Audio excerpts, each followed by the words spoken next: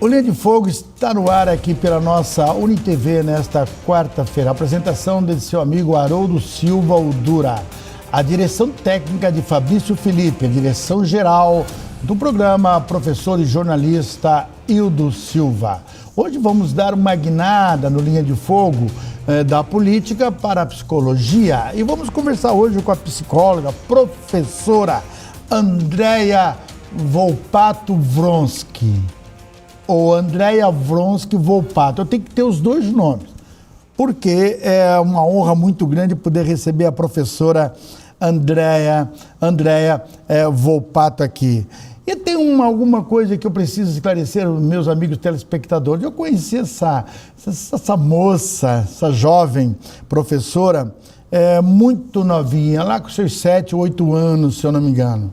Ela é filha, do saudoso e querido amigo professor Vitório Wronski. Quem não lembra do professor, faço aqui a minha referência e a minha deferência ao saudoso professor eterno, eterno professor Vitório Wronski. E também da querida amiga Paula Volpato, da mesma profissão, psicóloga.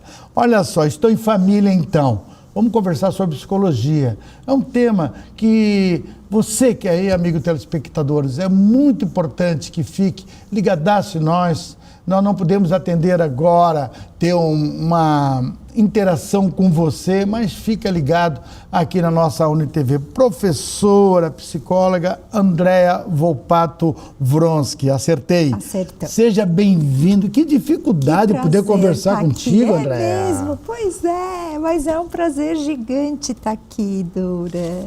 É mesmo, que legal. Como é que tá a mãe aí? Tá legal a mãe, A mãe tá legal, a mãe ainda trabalha. A mãe foi a primeira psicóloga aqui de Tubarão. Eu lembro dela. Não fui o primeiro cliente, mas realmente. Mas ela ainda atua, ela ainda está trabalhando, ainda está no consultório. Ela é muito procurada também, Então, ela ainda está muito ativa, assim, muito vibrante, legal. Mãe tem uma energia de vida muito legal, assim. E você tem outra irmã, a Papi? A Papi. A Papi, André, que mora em Floripa já. Eu falei aqui para fazer um programa bem descontraído, não entrar ainda no tema. Lembra que eu falei aqui que você me acompanhava no teatro, nos meus tempos de teatro, da FESC, E ainda lembra? assim, eu acho que a Papi com 7 anos e eu com 4. Porque Sério? a nossa diferença, eu lembro que eu era menorzinha ainda do que 7 anos. Vocês nos acompanhavam, O querido Vitório nos acompanhava, Isso. a Paula, E nós. E vocês, todo mundo ali no teatro, que legal, Muito legal. Hoje nós vamos conversar sobre vários assuntos aqui, tratados assim, a ansiedade, muito, muito legal, a emoção oculta. Eu comecei a fazer uma pesquisa, pedi para a minha produção pesquisar os temas, e achei assim muito interessante, esse primeiro momento. Nós vamos falar sobre a psicologia, a psicóloga clínica de adultos. Eu acho que psicóloga clínica de adultos, é isso? Adulto e casal, Adulto e casal. Agora, e nós vamos falar sobre ansiedade também, vamos falar sobre depressão. Vamos. E, aliás, depois da Covid, parece que a coisa se agravou. Vocês, profissionais, percebem isso? Percebemos. Sério? Eu acho que teve algumas junções junto com a Covid, na forma como a gente aprendeu a lidar com a vida e com algumas questões, que eu acho que aumentaram os índices de depressão, de ansiedade, de dificuldades emocionais. Às vezes eu não gosto muito de falar de doença mental ou de transtorno mental. Tá em moda porque isso tem agora, muito hein? estigma também, Dura? Mas eu acho assim, a gente tem sofrido mais emocionalmente. As pessoas estão emocionalmente mais sofridas, mais disfuncionais, com mais dificuldade de interação, Agora, André, falando da psicologia clínica de adultos e idosos, eu percebo também que alguns problemas de relacionamento com familiares, problemas amorosos, até sociais, mas eu quero me ater a mais a questão familiares. Eles têm se acentuado muito. Tem. Por que motivo? Eu acho, assim, até hoje eu não entendi. Por que motivo esse aumento de um péssimo relacionamento familiar? Eu faço algumas análises, né, Dura, eu não sou historiadora, então eu não vou me aventurar a fazer uma análise histórica, assim, né, mas mobilizado pela pandemia ou não, mas eu acho que a pandemia ajudou a acelerar esse processo. Eu acho que esse universo da digitalização, ela tem afastado as relações mais autênticas, mais verdadeiras, e dentro da própria família a gente tem percebido alguns distanciamentos. Não é uma novidade dificuldade familiar, não é uma novidade problemas envolvendo a relação pais e filhos, a relação do casal, mas eu acho que hoje a gente tem algumas configurações aí, né, promovidas, eu não sei nem se promovidas, mas assim, que esse mundo muito digital exacerbou mais, coloriu mais, né? Talvez algo que estava um pouquinho mais latente emerge com um pouco mais de força, né? Agora, ainda falando sobre a questão do idoso, a gente percebe que a aceitação dessas mudanças, né, físicas e emocional, a gente percebe no dia a dia que vem muitas situações, muitas emoções, que até então se lidava a isso muito bem. Digamos assim, a depressão e a solidão. Eu acho esses temas fascinantes para conversar, porque é uma coisa que está latente, está dentro de uma certa idade. Essa aceitação da velhice é um problema, Odéia? Eu acho que eu acrescentaria... Olha bem para mim, porque você já estou fazendo uma autoconsulta. Eu acrescentaria um terceiro tema, a depressão, a solidão e o luto. A perda. A perda e o luto no sentido da finitude. Então, eu acho que hoje a longevidade aumentou, e ainda bem, só que ela traz mais presente para as nossas vidas a questão da finitude, porque antes a morte meio antecipada, né? Tu pensava que antigamente a longevidade era 50 anos, 60 anos, então tu não tinha um espaço entre a tua vida produtiva e o teu morrer. Hoje a gente tem um espaço. A gente hoje deixa de ser produtivo, vive um tempo, e a questão é como que a gente vai viver esse tempo, e esse tempo ele é um tempo também de perdas, também de luto, porque eu acho que esse luto não é a morte só, né? É a morte simbólica de muitas coisas que acontece quando a gente envelhece. É a morte da disposição, é a morte das relações de trabalho, é a morte de relações de amigos e companheiros de jornada que vão partindo, né? Então, a gente começa hoje a olhar um universo que talvez ele esteja um pouco diferente daquilo que a gente estava acostumado a ver, porque a gente tem uma longevidade aumentando, a gente tem informações aumentando, então a gente também está falando de envelhecimento de pessoas com formação, com informação, né? E a finitude vai ficando mais presente. A linha de chegada vai aparecendo. Agora, a aceitação e o conformismo é prejudicial digamos, a uma determinada idade, ao idoso, principalmente? Estamos falando de idosos, de idosas, por exemplo. Esse conformismo de aceitar dizer assim, olha, sabe, eu estou velho mesmo, eu estou velha mesmo, eu não dou para mais nada, sabe? Deixa como está. E aí começa a se agravar algumas coisas que se percebe, algumas doenças que se diz assim, doenças de velhos. E, na verdade, isso já está conosco na juventude, isso já está conosco na fase adulta, que só se revelam, muitas vezes, em determinada idade. E tem aquela questão da autonomia, né? Que a gente perde a autonomia no para comando. Algumas coisas, sim. Eu acho que sim. Tudo isso eu estou colocando nessa salada, conformidade, se conformar com a situação, a falta de autonomia, as doenças chegando. Como lidar com tudo isso, professora Andréia Volpato? Eu acho que a chave, tu já falaste na tua pergunta, que é a aceitação. E aceitar uma limitação, aceitar que a vida se transformou, não é assumir uma postura derrotista perante a vida. E eu acho que é isso que às vezes fica um pouco confuso. Porque entre a aceitação de que a vida mudou, de que as relações mudaram, de que o teu trânsito no mundo, ele se altera, né, com a idade, e que bom que se altera, porque é um sinal que a gente está vivendo mais, né? Mas a aceitação, para mim, ela não é o problema, ela é a receita, ela é a chave, né, para a gente conseguir envelhecer e envelhecer bem.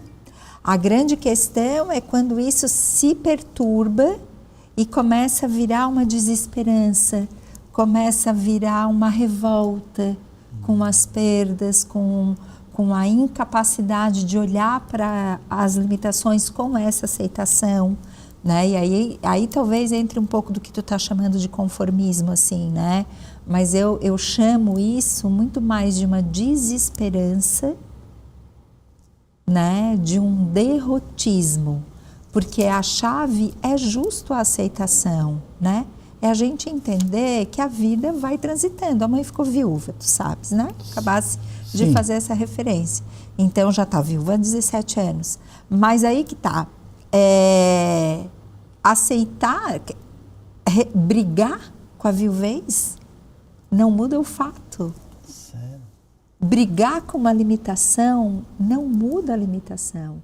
Agora, quando tu aceita que a vida está diferente, quando tu integra essa realidade com a aceitação, tu encontra recurso interno para olhar para isso, encontrando saídas honrosas, que não a desesperança, que não o sentimento de derrota, né? Olha que fantástico isso, saber lidar lidar com a perda. Você coloca com muita ênfase, até acho muito interessante o exemplo que você deu, né? E é um momento, quando a gente lida com uma perda, parece que acaba o mundo. Na verdade, eu costumo dizer, quando eu vou em algum velório, né, que algum amigo ou amiga perderam seus entes queridos, eu digo assim, vida que segue, planejamento feito, o planejamento tem que ser terminado, alguém tem que levar isso. Eu não sei se é um incentivo que eu coloco, boto as mãos nas costas, no momento que eu coloco a mão nas costas ou abraço a pessoa, ela está se sentindo meio penalizada. É errado fazer isso? De que forma que a gente pode incentivar no momento da perda? No momento ali do luto, não existe coisa que a gente diga para tirar da dor. Claro. Então a gente tem que ter paciência que essa dor passa. Mas tem uma coisa que eu ensino para os meus alunos, porque eu trabalho também com a psicologia hospitalar, né? Que nesse contexto de luto, do enlutamento, neste momento que a gente vai num velório, que a gente vai visitar essa pessoa que perdeu no dia seguinte, mais do que a palavra que tu diz, é o abraço e o tapinha nas costas. Porque o que acontece quando a gente vive um luto? A sensação é que a gente se derrete. A sensação é que a gente perde aquilo que a psicologia vai chamar de borda. Então, o contato físico, ele é muito mais potente do que qualquer palavra. Estamos na televisão. Eu vou encerrar esse bloco porque esse tema vai voltar no segundo bloco. Esta borda, esse derretimento, nós vamos tocar no segundo bloco aqui no Linha de Fogo, conversando hoje com a professora Andréa Volpato Wronski, aqui no Linha de Fogo. O papo começou quente. Voltamos em seguidinho.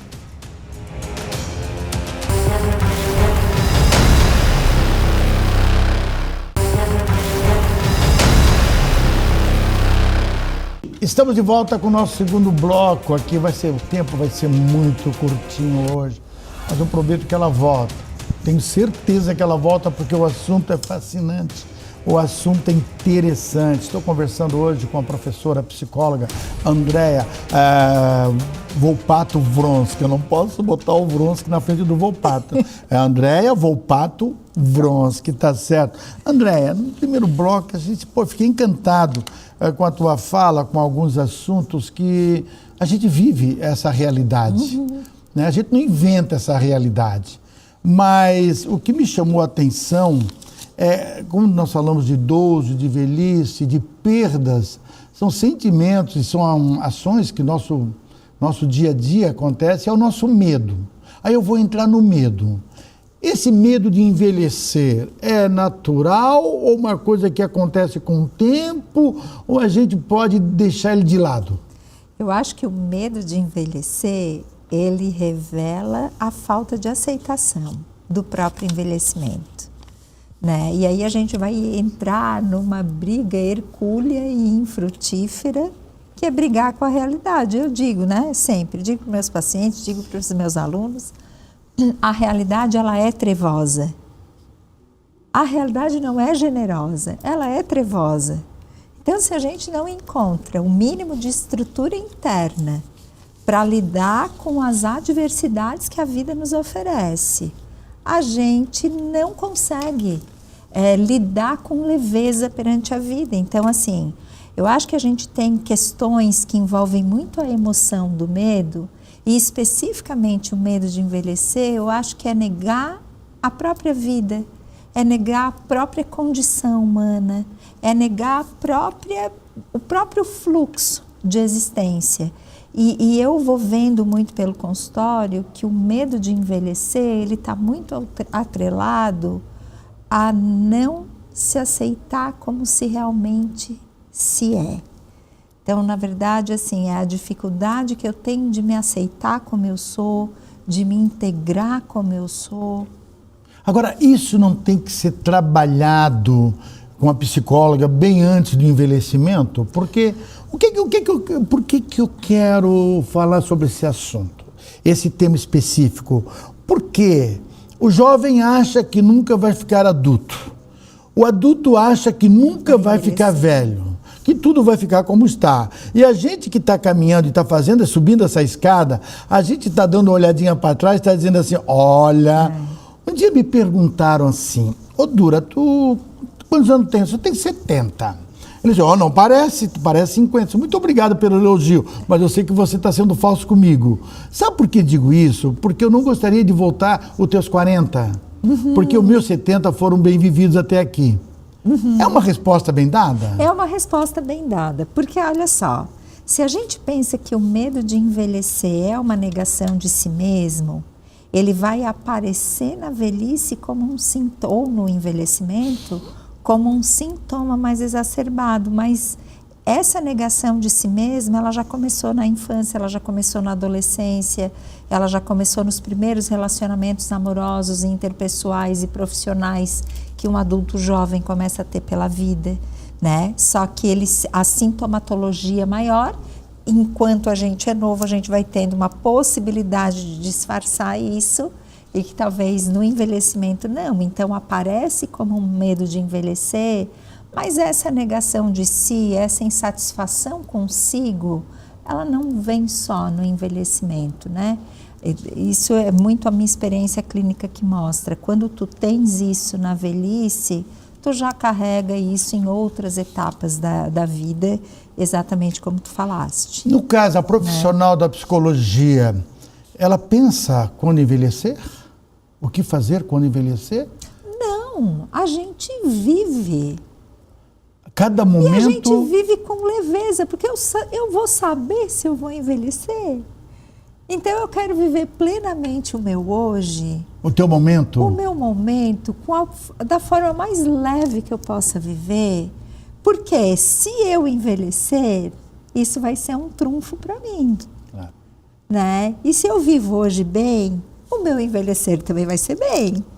Mas eu não posso viver hoje antecipando o meu envelhecimento, que eu nem sei se ele vai acontecer. Eu quero mudar de assunto, porque o nosso tempo está correndo, eu estou apavorado, eu quero andar na frente dele. E muitas vezes isso é ruim, querer andar na frente do tempo. A ansiedade fala disso. E é justamente sobre isso, ansiedade, eu quero falar sobre ansiedade.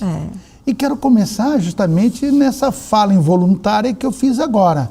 A ansiedade correndo na frente do tempo. Ou remoendo o passado. Como é que eu posso falar? Ou remoendo o passado. Como que se trabalha isso? A ansiedade, ela é uma dificuldade de a gente estar no agora. Então, essa resposta que eu acabei de te dar, eu não sou uma pessoa nada ansiosa, né? Eu vivo o meu hoje, o meu momento. Claro que eu tenho dores promovidas pela minha história. Claro que eu tenho ambições, receios em relação ao meu futuro, mas a minha energia está no agora. E a ansiedade, a gente se desconecta um pouco do agora, né? Mas a forma como eu entendo a ansiedade dentro da minha teoria, que é a análise transacional, o que a gente vai entender? Que a ansiedade, ela é um sintoma, ela é uma febre. Ela é um sintoma que diz que algo no nosso funcionamento emocional não está legal. Um aviso. É um sintoma. Então, se eu fico focada na ansiedade e não venho para isso que está oculto, que está gerando ansiedade, eu posso até minimizar o sintoma, mas eu nunca vou largar essa ansiedade. Quando eu chego nesse fato gerador da ansiedade, ou quando eu olho o que está oculto na ansiedade, então a gente pode falar, opa, me livrei da ansiedade, me libertei desse negócio. Esse assunto sobre ansiedade nós vamos tratar no terceiro bloco. Porque eu também quero saber e sei que a ansiedade na psicologia é uma emoção natural. Eu quero saber em que ponto que ela vire uma situação clínica, médica. Sai da psicologia e entra na questão médica, clínica. E também saber e perguntar sobre a ansiedade, se é um início de uma depressão, se não cuidar. Assim a gente termina o nosso segundo bloco, conversando hoje com a psicóloga, professora Andréa Volpato Wronski. Estou adorando esse papo. Pena que está correndo, o tempo está correndo muito rápido. Em seguidinha a gente já volta aqui com Linha de Fogo.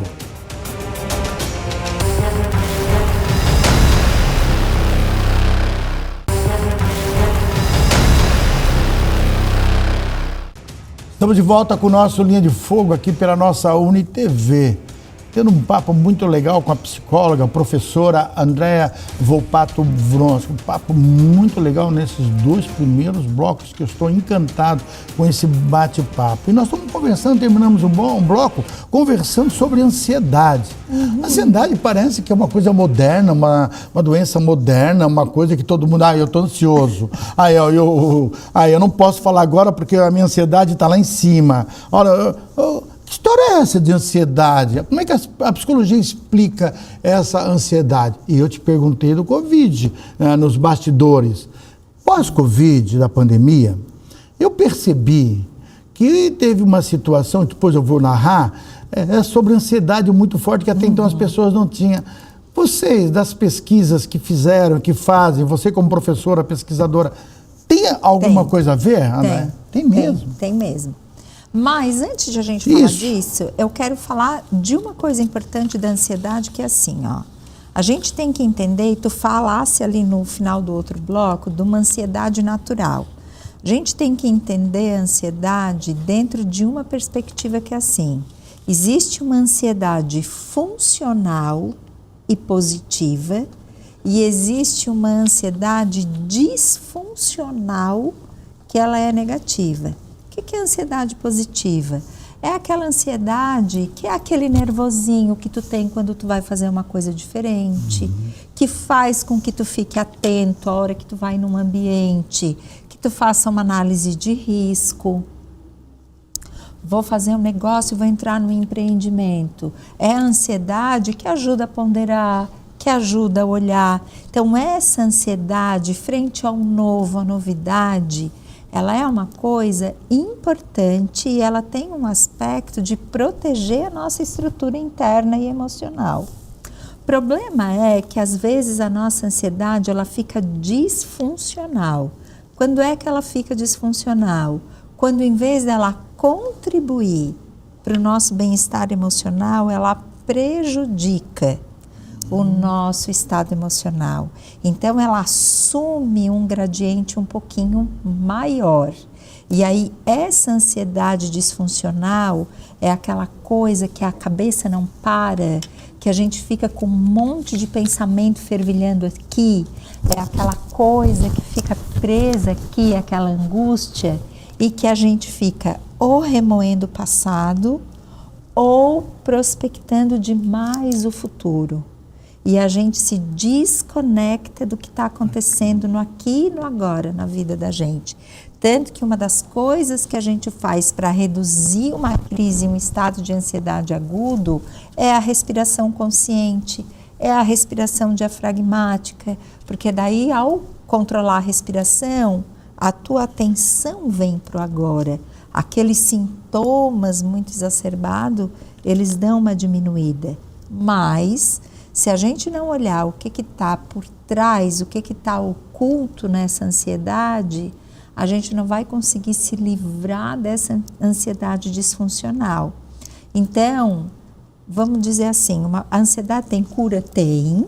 A pessoa vai ficar, talvez, com um traço um pouquinho mais ansioso do que outras pessoas, mas ela vai conseguir ter uma ansiedade funcional, ela consegue sair da ansiedade disfuncional.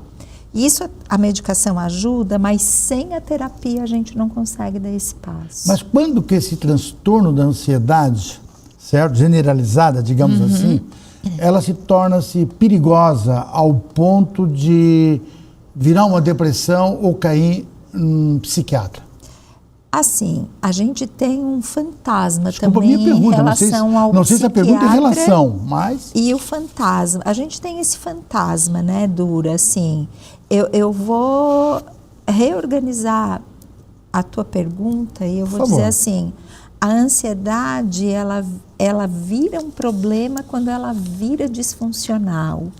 E aí, o que é uma ansiedade disfuncional? É aquela que a minha cabeça não para de pensar e não para de caraminholar. É aquilo que eu tenho, que a gente chama de pensamento intrusivo o tempo inteiro. Eu não consigo prestar atenção aqui porque eu estou com um monte de coisa que está bombardeando aqui dentro da minha cabeça. Eu tenho uma respiração curta, eu tenho uma angústia, eu tenho um incômodo. E aí, vamos dizer assim, recorrer à medicação ou recorrer ao psiquiatra não é um sinal negativo.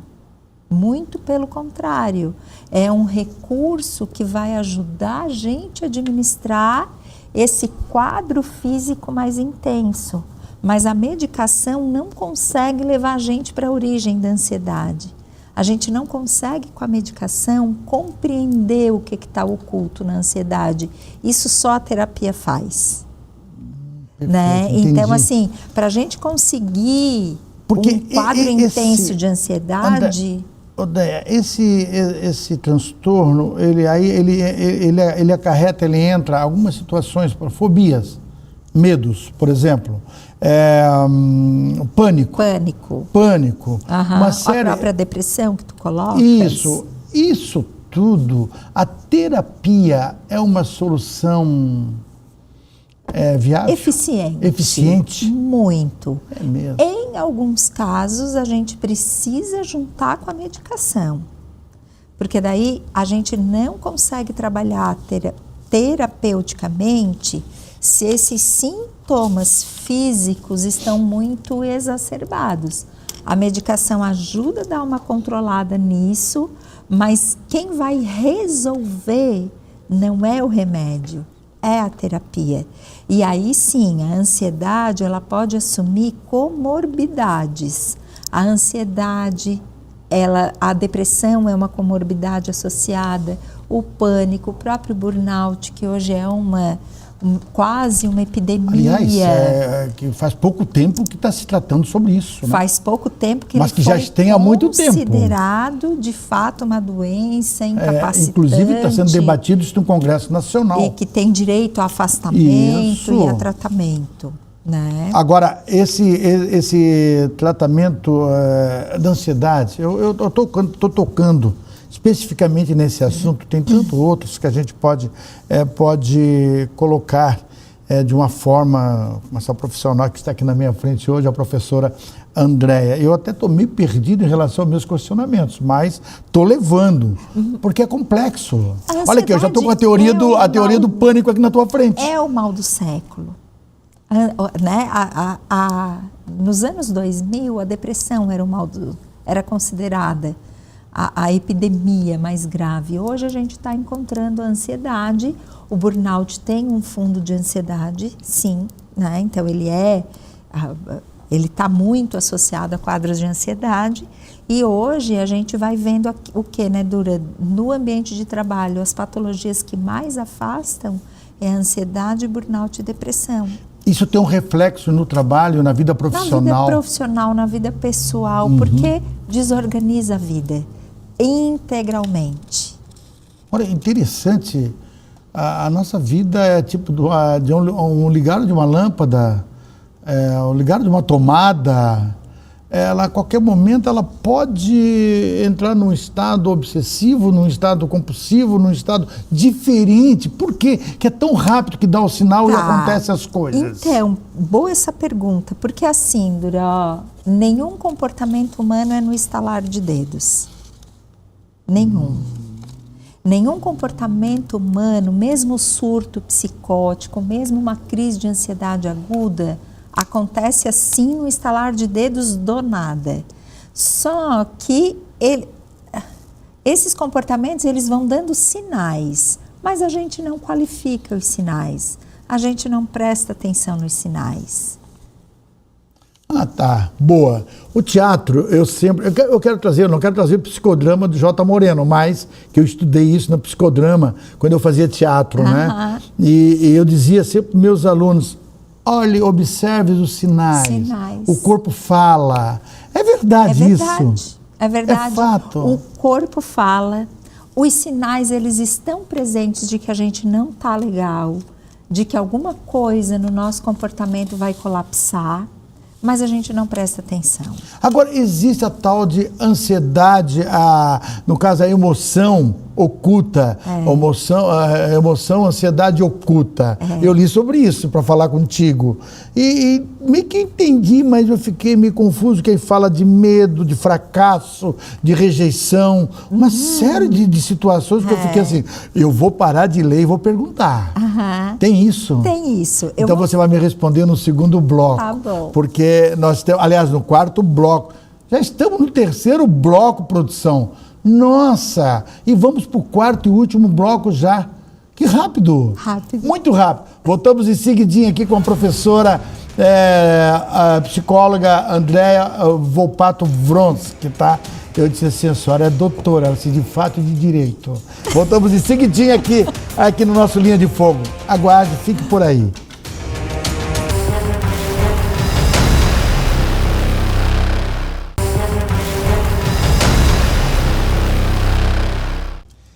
Estamos de volta com nossa Linha de Fogo. Infelizmente, já o quarto bloco. Eu digo isso infelizmente. Dificilmente eu falo isso nos meus programas. Mas o programa de hoje eu sou obrigado a falar. Falamos de dois temas, dois assuntos apenas. Assuntos relevantes. Assuntos que tocam em nós. Que a gente vive, queira ou não queira. A gente sempre busca alguma palavra dita pela psicóloga Andréa Volpato Vronsky que diz que toca em nós. E a gente quer saber mais, mas não dá tempo. É por isso que eu terminei o bloco perguntando uma curiosidade que a minha produção levantou. E essa emoção oculta da ansiedade? Se eu tiver que terminar o programa só com ansiedade, fica tudo certo, porque os outros assuntos, deixa para outra oportunidade. Tá certo, André? Tá Como certo. É que é isso? Ô, Dura, eu gosto de fazer uma analogia dentro da psicologia, que ela é meio senso comum, mas eu gosto muito dela e eu vou trazer aqui. A nossa estrutura emocional é como um iceberg. O que é um iceberg, né? Aquele bloco de gelo que a gente enxerga a ponta, mas aquilo que está submerso é maior do que aquilo que a gente enxerga. O nosso psiquismo é a mesma coisa. Então, o que é a ansiedade? É a ponta do iceberg que a gente está enxergando. O que é a emoção oculta? Que é o que gera a ansiedade? É tudo aquilo que está submerso, que eu não enxergo. Está por trás da ansiedade. Que é oculto de mim mesmo. Que está por trás. Que está por trás. Porque a hora que eu tenho clareza, a hora que eu tenho consciência, a ansiedade cessa. Ela acalma, ela minimiza. Então, a gente estava lá falando de aceitação. Eu vou juntar agora um termo que é aceitação, consciência e autonomia. A chave da vida emocional plena. Nossa! né? Mas como é que nós vamos conseguir achar essa chave da vida emocional plena? Então, Dura, de que forma que ela se revela? Quando a gente está disfuncional emocionalmente, que a gente não enxerga muitas saídas, que a gente, né, aí eu vou puxar, claro, a brasa para minha sardinha, claro, mas não tem como a gente fazer isso sem recorrer à terapia. Mas todos nós temos dentro da gente aquilo que a psicologia ou a filosofia vai chamar de physis, né? Que é essa busca pela nossa própria autonomia, que quase que naturalmente a gente vai em busca do nosso crescimento, da nossa consciência, da nossa autonomia. Algumas pessoas conseguem fazer isso ao longo da vida. Eu não sou aquela pessoa que diz que todo mundo precisa de terapia. Terapia é bom para todo mundo, mas nem todo mundo precisa dela. Só que quando a gente está muito desorganizado emocionalmente, a ponta do nosso iceberg ali, ela está muito bagunçada e a gente não consegue organizar sozinho. Então a gente precisa de uma ajuda profissional para a gente conseguir submergir e enxergar o que está oculto ali, né? Se a gente emocionalmente está ok, sem a gente ter muita consciência, a gente vai conseguir compreender.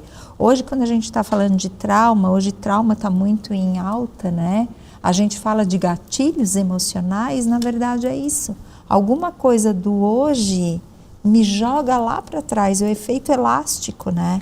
Eu vou lá para trás e o motivo pelo qual eu estou sofrendo não é o que eu estou vivendo aqui. É que essa experiência que eu estou vivendo agora reedita uma dor lá de trás, que eu não trabalhei, que eu não qualifiquei, que eu não prestei atenção. E a ansiedade é um pouco isso, né? Eu tenho esse sofrimento daqui, mas a gênese dela está em outro lugar. Não é bem aqui que está. Agora, ansiedade, que é um tema ao mesmo tempo fascinante e é um tema emblemático, fascinante e emblemático. Que no término dessa minha colocação eu queria dizer assim, ó, por que ela apareceu só agora? Ou sempre teve na psicologia? Sempre teve. Sempre teve? Sempre teve. É um assunto parece novo, parece que virou moda, a ansiedade. Não, eu acho que ela sempre teve, né? Eu acho que sempre, né? Como eu sempre é forte. Como eu disse assim, eu não sou uma historiadora, né? Sim. Mas assim, há muitos anos e há muitas gerações a psicologia lida com a ansiedade desde que ela se tornou ciência, bem dizer. O Freud já trabalhou a ansiedade quando ele trabalhou a histeria, quando ele trabalhou, eram formas que essa ansiedade aparecia, né? Só que eu acho que esse contexto que eu estava falando ali da digitalização, eu acho que o fenômeno da Covid e as dificuldades de relacionamento que a gente tem tido na atualidade são fatores que desenvolvem mais a ansiedade disfuncional. E não tem idade para isso? Não tem. Hoje a gente encontra crianças muito pequenas com crises de ansiedade, pequenininhas mesmo, 4 anos, 6 anos, com crises de ansiedade que não é só a fobia escolar, que é um processo natural de uma criança, mas aí tu vai olhar, existe um quadro de ansiedade generalizada junto. Né? Agora, Dé, desculpa te cortar. Como a própria depressão. Sim, desculpa te cortar, porque o tempo está indo, eu já estou ansioso aqui. A gente já fala, estou ansioso para perguntar. Falar assim, criança, no caso, na vida escolar, o bullying, no caso, a psicologia trabalha isso também? Também trabalha e também vai trabalhar muito. Mas, Dura, tem uma coisa que é assim, ó, a perversidade infantil sempre existiu. O bullying sempre existiu.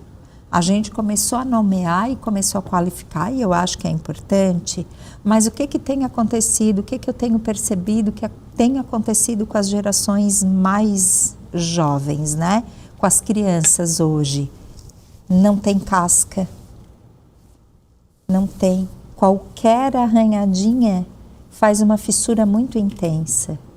E isso tem uma coisa importantíssima na psicologia, que é uma coisa que a gente vai chamar de tempo de espera. Hoje as nossas crianças elas perderam o tempo de espera. Nós perdemos o tempo da espera. A digitalização trouxe muito isso.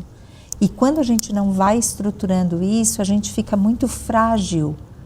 Qualquer coisa abala muito, porque a gente não tem casca para segurar. A gente precisa ter casca. Mas os próprios pais, muitas vezes, não têm essa casca porque eles não passam isso, essa segurança para os seus filhos. Exatamente. Quer dizer, a gente está vivendo gerações de crianças, de pais que também não estão com essa casca muito sólida. Então, essa falta de casca tira internamente a estrutura interna de reagir e de lidar com as adversidades que a vida oferece. A vida é dura. A vida é trevosa. Interessante. Agora, a relação da educação do seu tempo, que eu te conheci de 7 anos, já trabalhando a cultura, já trabalhando a leitura, tudo isso em família. Hoje, a gente percebe um distanciamento muito grande de tudo, esvaziamento de tudo isso que eu estou falando agora. E isso que eu estou falando é o que gera casca, porque quando eu digo que a gente precisa ter casca, não é bater que gera casca, não é castigar que gera casca, não é rigidez de pai que gera casca, mas é relações genuínas dentro da família, que é o que gera casca. E o que é uma relação genuína? É quando eu sei dar limite para o meu filho. Não, meu filho, tu não pode tudo. Os limites. É quando a gente diz não para um filho podendo dizer sim. A gente só cria casca assim. Mas a troca, a compensação que se usa muito com o filho, tu não usa o tablet. Se tu não fazer as tuas tarefas, se tu não fizer isso, não te dou aquilo, não te dou o doce por causa daquilo. Essa troca não confunde a cabeça de uma criança? Muito. E vai contribuindo para a falta de casca. Né? Isso lá na frente tá criando, porque o que a gente cria os nossos filhos para quê? A gente cria para a vida, já dizia o meu avô, não precisa nem, né? A gente cria para a vida, mas hoje parece que essa família de hoje, ela está criando para si. A gente não consegue. Essa criança não consegue ir para a vida com segurança, com autonomia, com plenitude. É impressionante isso, muito impressionante. Andréia Vronsky Volpato, psicóloga, doutora. Fiquei encantado com essa conversa. Desculpa se o tempo é muito curto. Tempo curto demais. Vocês não acharam? Tempo muito curto. Eu quero ampliar essa conversa. Eu quero conversar. Fiquei fascinado com essa conversa. É uma conversa leve, uma conversa muito educativa, informativa. E acho que eu ganhei, fiz uma autoconsulta aqui no meu interior, nos meus medos aqui de perguntar, mas é assim, o teatro me deu essa facilidade de perguntar, né? E graças a Deus dá tudo certo. Eu quero te agradecer muito, muito, a tua presença aqui. Desculpa, porque o tempo tem que ser muito mais. Obrigado pela sua disponibilidade. Eu sei que o teu tempo é corrido, mas eu sou grato. Muito obrigado pela tua presença. Mande um grande abraço à sua mãe, a todo mundo lá, tá? Obrigado. Obrigada eu, né? Estou muito feliz de estar aqui. Que legal. Assim a gente termina. O Linha de Fogo é bem isso mesmo. Olha que assunto importante. Nós vamos trazê-la novamente aqui no Linha de Fogo. Outros profissionais também, psicólogos para a gente conversar, porque isso a gente vive no nosso dia a dia. Muito obrigado pelo carinho, muito obrigado pela audiência. Assim a gente termina mais um Linha de Fogo aqui pela nossa UniTV. Dizendo a você que o Linha de Fogo dessa quarta-feira será repetido na sexta, no sábado, provavelmente no domingo. Vai dar tempo para você assistir. Fique com Deus. Até a próxima quarta-feira, se Deus quiser. Fui!